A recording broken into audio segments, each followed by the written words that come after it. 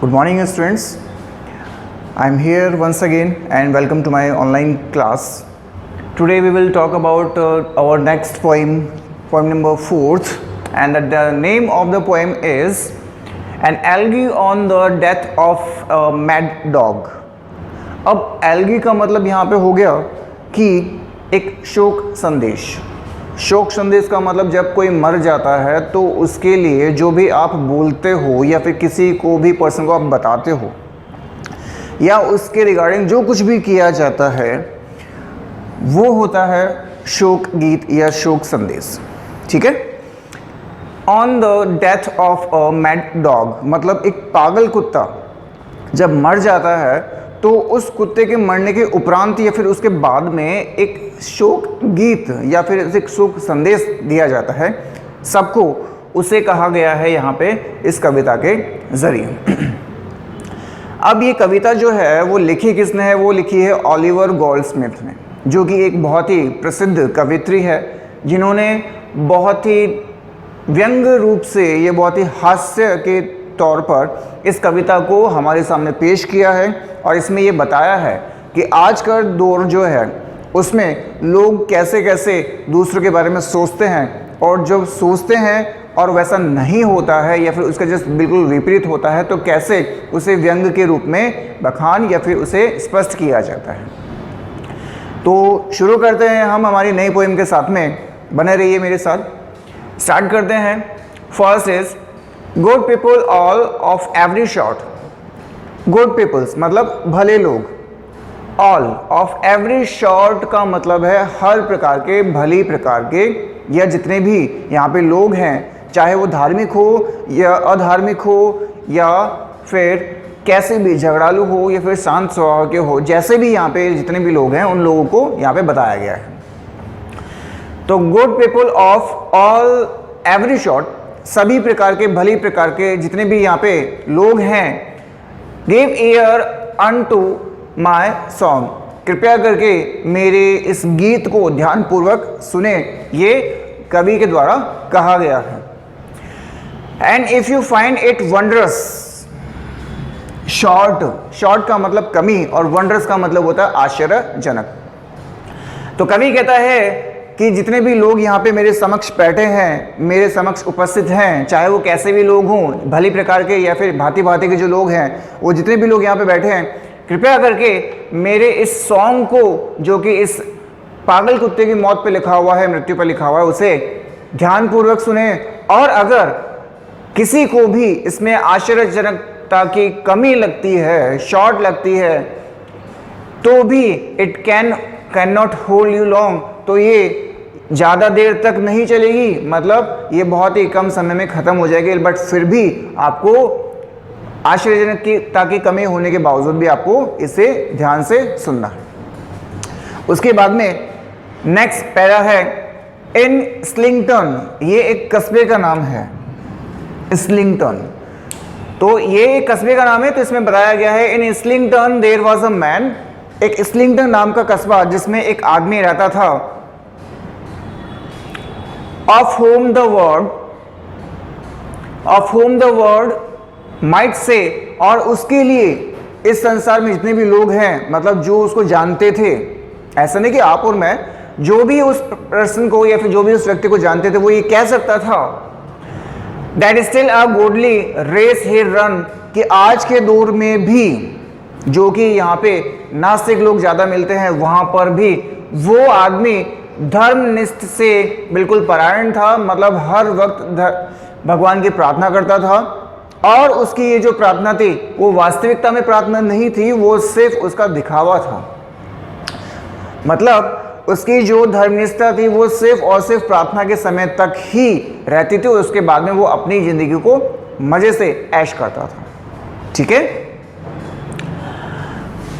उसके बाद है a kind and gentle heart he had. अब कवि ने उसके बारे में बताया है, वो जो आदमी हमारे पास में स्लिंगटन में रहता था उसके बारे में बताया है।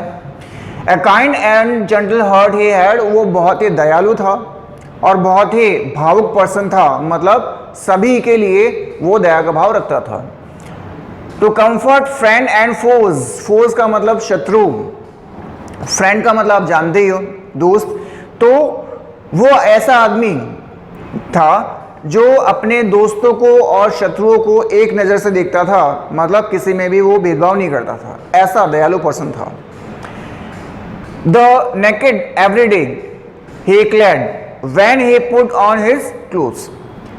हर दिन प्रतिदिन वो नहाने से पहले, मतलब जब नहाता था तब वो जब कपड़े पहनता था तो वो ऐसा सोचता था कि क्यों ना मैं उन गरीब लोगों को जिनके पास में खाने पीने के लिए, पहनने के लिए कुछ भी नहीं है, अगर मैं उन लोगों की मदद करूं या उन लोगों के लिए कुछ करूं, उन लोगों को कपड़े दूं पहनने के लिए, तो मैं ये समझूंगा कि मैंने खुद ने कपड़े पहन लिए हैं। मतलब उसकी विचारधारा बहुत ही ऐसी अच्छी थी।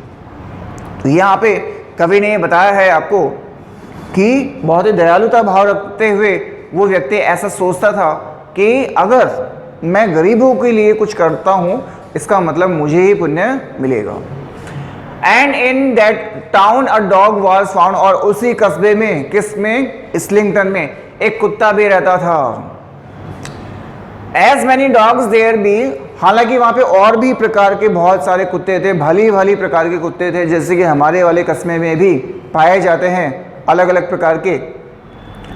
बोथ मॉन्ग्रोल, मतलब यहाँ पे अब कुत्तों की प्रजाति के बारे में बताया गया है। मॉन्ग्रोल, पप्पी, वेल्प एंड हाउंड, मतलब चितकबरे या फिर कुत्ते के पिल्ले या फिर छोटे कुत्ते या फिर शिकारी कुत्ते। ठीक है, तो यहाँ पे उस कवि ने बताया है कि उस कस्बे में एक कुत्ता भी था, और हालांकि उस कस्बे में भली भली प्रकार के कुत्ते थे। कुछ चितकबरे थे, कुछ छोटे बच्चों के, मतलब कुत्ते के बच्चे थे, और कुछ छोटे कुत्ते थे, और वहाँ पे कुछ शिकारी कुत्ते भी झुंड में रहते थे। And crows of low degree, और ऐसे बहुत सारे प्रकार के कुत्ते वहाँ पे रहते थे। This dog and man at first were friend, कौन सा, स्टार्टिंग वाला। तो वो कुत्ता और वो जो आदमी थे वो जल्दी ही बहुत ज़्यादा घुल मिल गए थे, दोस्त बन चुके थे। और उसके बाद में but when a pique began, झगड़ा, और जब जल्दी ही उनके बीच में मिसअंडरस्टैंडिंग शुरुआत हुई या फिर झगड़ा उनके बीच में शुरुआत हुआ, तो the dog to gain his private ends, तो वो अपना अंतिम शोर खो बैठा था। मतलब वो पागल हो चुका था, वो अपना आपा खो चुका था कि पहले तो मुझे अपनाया गया, उसके बाद ही मेरे से झगड़ा किया गया, और अब मुझे भगाया जा रहा है। तो सिंपल सी बात है, उस कुत्ते के दिमाग में ये चीज़ तो आएगी ही आएगी कि मेरा मालिक मेरे साथ में ऐसा क्यों कर रहा। तो उसने अपना आपा खो दिया, वो पागल हो गया। When mad and bite the man, वो कुत्ता बहुत ज़्यादा पागल हो चुका था, और उसने अपने ही मालिक को, जिसने उस आदमी ने जिससे अपनाया था, उसी को इसने काट लिया। फिर around from all the neighbouring street, जैसे ही कुत्ते ने उस आदमी को काटा, तो ये खबर जो है आग की जैसे पूरे कस्बे में, इस्लिंगटन में फैल गई कि देखो देखो उस आदमी ने, मतलब उस आदमी को जो कि इतना धर्मपरायण था, इतना दयालु था, बहुत अच्छा था, नेचर बहुत अच्छा था, गरीबों के लिए इतना दान पुण्य करता था, हमारे बारे में अच्छा सोचता था, उस आदमी को उसी के द्वारा, पाले गए कुत्ते के द्वारा खा लिया गया, काट लिया गया। ये जो बात थी वो पूरे के पूरे कस्बे में फैल गई। ठीक है, द वंडरिंग नेबर रन, और वो जो नेबरिंग से जो पड़ोसी थे बहुत ज़्यादा आश्चर्यचकित हो गए कि ये क्या हो गया, उस कुत्ते ने उस आदमी को कैसे खा लिया, जबकि वो तो बहुत अच्छा आदमी था। और वो आश्चर्यचकित जो पड़ोसी थे वो भागकर उसके घर के चारों तरफ आ गए। And saw the dog had lost his wits to bite so good man, और वो अब अपने ही विचारों में खो बैठे, मतलब अब अपने विचार या अपने तर्क दे रहे थे उस कुत्ते के प्रति कि वो कुत्ता जो था वो अपना दिमागी संतुलन खो बैठा था, लॉस हिज विट्स, दिमागी संतुलन वो खो बैठा था, और इसलिए वो पागल हो गया था, और उस पागलपन की वजह से उसने अपने ही मालिक को काट खाया। ठीक है, और उसके बाद में सेकेंड लास्ट पैराग्राफ हमारे पास में आ रहा है। The wound his seems both sore and sad, wound का मतलब होता है घाव। जहां पे कुत्ते ने उस आदमी को काटा था वहां का जो घाव था बहुत ही भयानक और पीड़ादायी दिख रहा था। मतलब इतनी बुरी तरीके से उसको, उस आदमी को उसने काट खाया कि वो जो घाव था वो किसी से देखा नहीं जा रहा था, बहुत ही बुरी तरीके से उसने काट लिया था। टू एवरी क्रिश्चियन आइज, हर एक लोगों के मन में, उसकी आंखों में, उनकी आंखों में वो जो घाव था वो बहुत ज़्यादा पीड़ादायी दिख रहा था, चुभ रहा था कि कितनी बुरी तरीके से अपने मालिक को उस कुत्ते ने काट लिया। And while they saw the dog was mad, they saw the man would die. और जब उन्होंने अपनी विचारधारा बना ली कि वो कुत्ता जो था वो पागल था और इसलिए उसने उसको, अपने मालिक को काट लिया, तो इसका मतलब they swore that the man would die. अब वो कहने लगे, अपनी अपनी भ्रांतियां उन्होंने, अपने अपने तर्क जो है वो देने लगे कि ये जो आदमी है वो मर जाएगा। क्यों? क्योंकि उसे कुत्ते ने काट लिया था और वो कुत्ता जो पागल हो गया था। तो ऐसा माना जाता है कि अगर पागल कुत्ता किसी को काट लेता है तो उसकी मौत निश्चित है।